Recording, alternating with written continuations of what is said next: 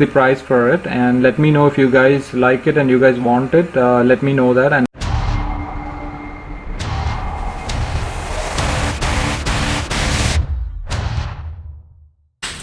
hello, welcome to the channel. Today what we're going to do is we're going to do a video on Avenger footrest. Actually, I've got two footrest over here.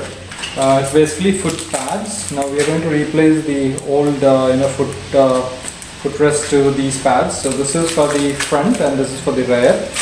And just watch the video till the end so I can tell you the pricing and everything for these. So this is the front foot pads. You can see that. So this is, I'll show you how we are going to fit this. So I'll be fitting it by myself. It's not a big deal. So this is the front foot pad, and this is the rear foot pads. So you can look at the size of it. It's a pretty decent size. It covers almost a hand size of mine. So it's a decent foot pad. Now you can see that there's a rubber over here, and this is alloy. So you can hear the voice of it. So there you go. This is alloy. And then this is also the same thing. It's got rubber a coating on top of it, and a buckle where you need to fix it. So I'll show you how it's fixed. So these are the foot pads that we'll be fitting today. So let's see how we're going to fit these. Now why are we changing it is because this will give you a lot more surface area for your leg. So it'll be a lot more easier to keep your foot over here and then ride when you're going on long trips and on a longer rides. Let's see how difficult it is going to be. I hope it's not really going to be that tough, but we'll see how we're going to fix these. So let's take a look at the footrest. That's the front footrest. It's got two bolts underneath, so we need to remove that. We need to take the rubber off. It's same on the other side also. And back we will need to do some alterations. So let's first of all get on to the first front foot pads. That's the Allengi and the screwdriver. So I'm using screwdrivers. You can use either of those. Remove that. The screw is small here. I'll let you know why am I showing you that. Keep the screws, don't throw away. So that's the rubber bush, and that's where we'll be fitting the foot pads.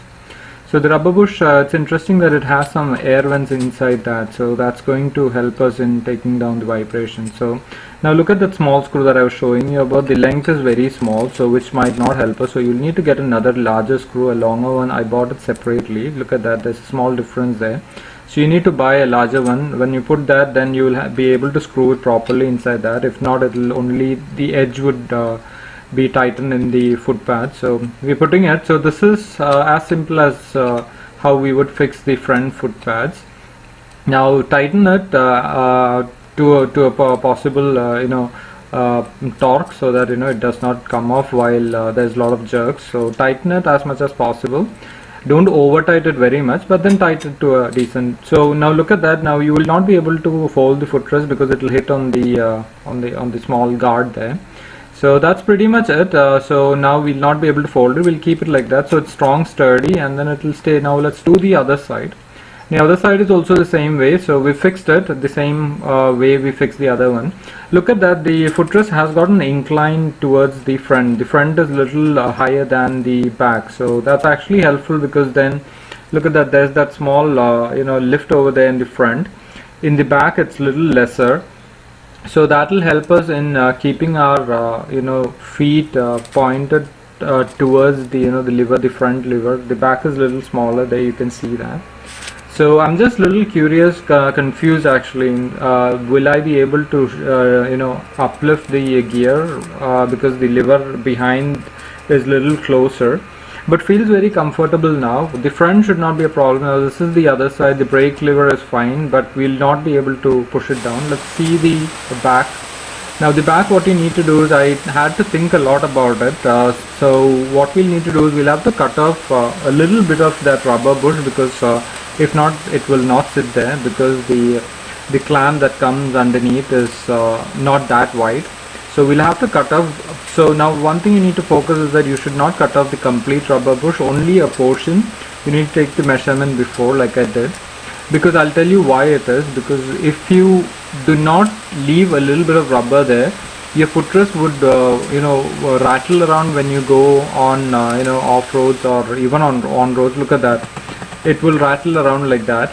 So you need some rubber bush so to make sure that it stays tightened. Now what happens is when you actually put the foot pads on it, the rubber bush would actually push the there's a washer there at the end, so that will push the clamp towards the chassis. So what happens, it will hold it as tight as possible. Now there's some alteration we will need to do with, I don't know why haven't they given us a proper clip to tighten it up.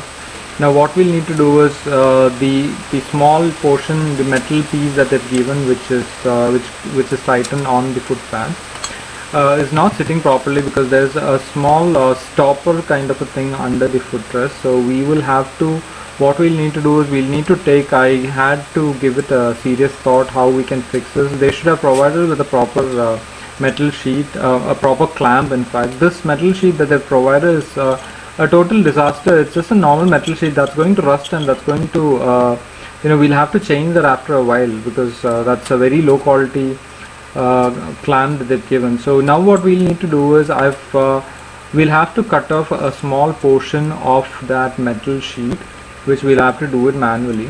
The first thing is that I do not recommend fitting the rear foot pads by yourself, because that takes a long time. I thought it might only take a little time for me, but then it took almost 3 to 4 hours to do that, because cutting the clamp, look at that, I'm taking the measurement of that stopper there.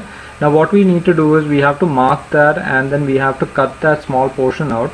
Now the best part is if we cut that off, the footrest will not run around front and forward when you actually step on it, because it does not have any stopper there. So you'll have to carefully take the measurements, draw lines. That's what I'm doing. Look at that, that's the place where we need to cut off. There you can see the line, so we'll have to cut that off. So it took me a little while to cut off because I didn't have all the necessary tools, but then I've managed to cut this off.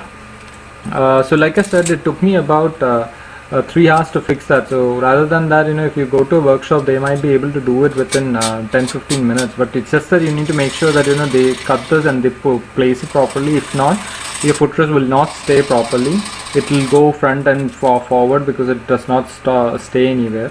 Now the best part of doing it this way is that look at that, you can see the clamp actually sits in between that slot there.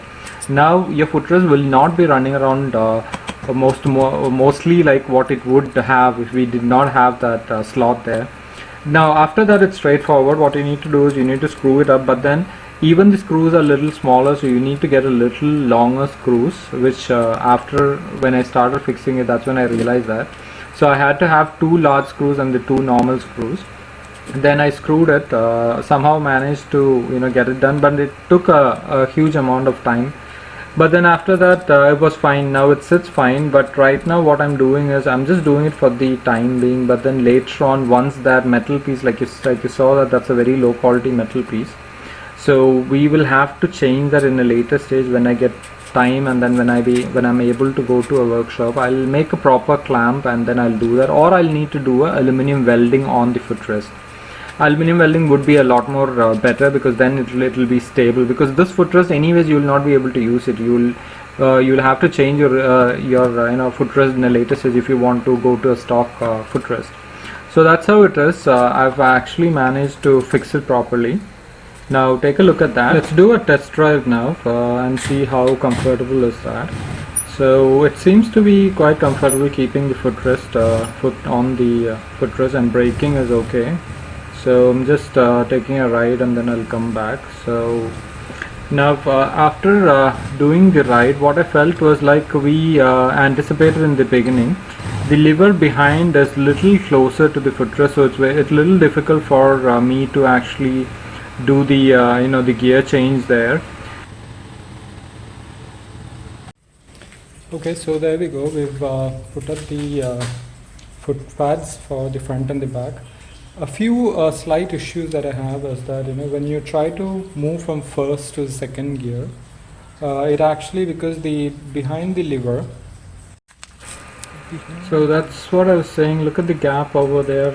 It's very less. So what you have to lift your foot and push it downwards little, effortfully. So only then you would be able to change that. If not, it goes to the false neutral.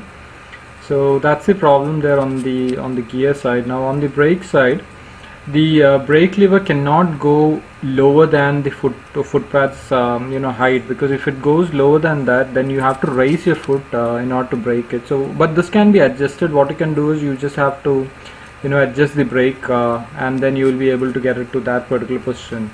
So yeah, sitting is quite comfortable. I can feel it's very comfortable because there's a wide area you can place your feet on. Apart from that, it's all good. The front is really good. It's a different experience. Now the back is very strong and sturdy because we have that slot. It is not, the footrest is not rolling around on that the actual custom foot the footrest. So because we have that slot, it's okay, and I can actually stand up on the footrest that strong. So that's pretty much it. It's all good here. So once again, that's the front, the brakes, which is very comfortable there. I just had to align the brake so it is not actually going below the footpaths. And see, look at that, I'm stepping over it. I'm actually standing over it and then sitting on the bike, so it's still sturdy and strong. And even though it's not as wide as the front one, but it's still decent width. So that's my extra foot pegs, which is also helpful when going on long trips. You can stretch it. There's another video, you can check that out. Now on this side, the gear side, the only concern is with the gear lifting, but apart from that, everything seems to be fine. So yeah, so that's, apart from that, I don't have any other concerns. I'm pretty happy with the looks and the feel. Now about the vibration, I'll have to go on rides to check what is the vibration level. So even the back is very sturdy. I can stand up and then I can sit over it, and the bike is looking, day by day it's looking better with all the new modifications. Now if you guys like the footrest and you guys really want to buy it, you can let me know that. I can probably get it and then send it to you guys. Each would cost you about 1100 rupees. So that's the price for it, and let me know if you guys like it and you guys want it. Let me know that, and I can help you get that, or I can buy it and ship it to you guys. So that's the modifications. Do feel free to comment what do you guys feel. If you guys like it, let me know that. I'll see you soon then.